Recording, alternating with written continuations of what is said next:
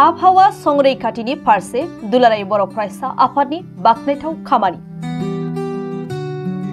Global वार्मिंखौ होबथानो 2 लाख बिफां गायनायखौ दिनैनिफ्राय जागायबाय दुलाराय बर' फरायसा आफादा। मिरु एबसुनि बिथोन बायदियै सा दिखियाजुलि दखरा दुलाराय बर' फरायसा आफादाबो दिनै हाथरखिपारा गुदि फरायसालियाव 5 जुन आबहावा सान फालिनायजों लोगोसे बिफां फुलि गायदों। दखरा आफादनि बे हाबाफारियावनो मिरु एबसुनि बुंथिगिरि अबित नार्जारी, बर' बिमा गौथुमनि लेंथुमगिरि सुनिरा बसुमतारी, सनितपुर जिल्ला एबसुनि लोगो बुंथिगिरि आदिम स्वर्गियारी आरो सा दिखियाजुलि गुदि बर' थुनलाइ आफादनि लेङाइ आफादगिरि पनिन बसुमतारीयाबो बाहागो लायो।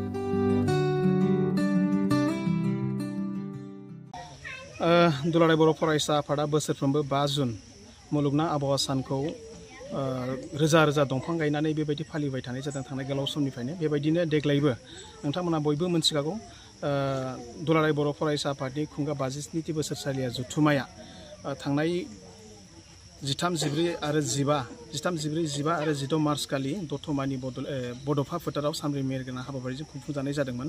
दा बै हाबाफारिनि उनावनो थान्दै मेला जोंहा एसे थाद'नाय जादों। दा बेखौनो थांनाय 3 जुन 2025 इं खालाराव बड'लेण्ड मुलुगसोलोंसालियाव थानाय जोहोलाव नीलेश्वर ब्रह्म अडिट'रियाम हलनि गेजेरजों थांनाय 3 जुन खालि आद्रा थानाय जे थान्दै मेल बेखौ फोजोबनाय जादोंमोन, बेखौ आबुङै मावफुंनाय जादोंमोन। आरो बेयावनो थांखि लानाय बर'नि गुबुन गुबुन जेंनाफोरखौ सुस्रांनांगौनि जे माखासे बिथांखि लादोंमोन बा माखासे थांखि लादोंमोन, बै थांखि लानाय बायदिनो देग्लाय दुलाराय बर' फरायसा आफादा ग्लबेल वार्मिंखौ होबथानो थाखाय 2 लाख दंफां फुलि गायनानै खामानि मावनो थाखाय थांखि लानाय जादों। आरो बे लेखायनो दिनै दुलाराय बर' फरायसा आफादनि बिथोन बायदिनो आसाम नाङै दिनै गं 26 जिल्ला, गं 193 दखरा आफाद, आरोबाव 300निबो बांसिन दालाइसा एबसुआ दिनै आसाम नाङै आरो भारत नाङैनो बे हाबाफारिखौ दिनै फालिबाय थानाय जादों बे समाव।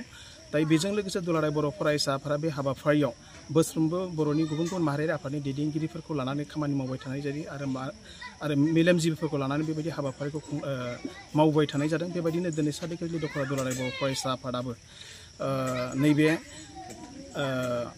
दखरानि आवथायाव थानाय हाथरखि गुदि फरायसालियावनो बे हाबाफारिखौ खुंनाय जादों। आरो बे समाव आंजों लोगोसे बर' बिमा गौथुमनि सासे कनभेनर सुनिरा बसुमतारी बिथाङा बाहागो लादों। आरो बे समाव सा दिखियाजुलि गुदि बर' थुनलाइ आफादनि लोगो आफादगिरि पनिन बसुमतारी मानगोना बिथाङा बाहागो लादों। आरो बे समाव आंजों लोगोसेनो सनितपुर जिल्ला दुलाराय बर' फरायसा आफादनिनो लोगो बुंथिगिरि आदिम स्वर्गियारी बे समाव बाहागो लादों। आरो बेजोंनो दुलाराय बर' फरायसा आफादा मोनसे दिनै मेसेज होनो नागिरदों, बेनो जाहैबाय मा, बर'फ्रा मिथिंगानि बिखायाव रायजो जाबोग्रा मोनसे हारि।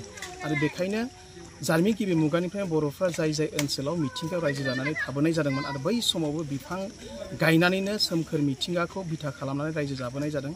आरो बेबायदिखौ दिनै बिथा खालामनानै जुदि नायोब्ला, जुदि दाबायदियाव बुहुमनि गेजेराव जुदि मिथिंगाखौ मोजां मोनगासिनो हारि होननानै जुदि सायख'नाय जायोब्ला बे समाव जोङो बर' हारिखौनो जों मोननाय जागोन।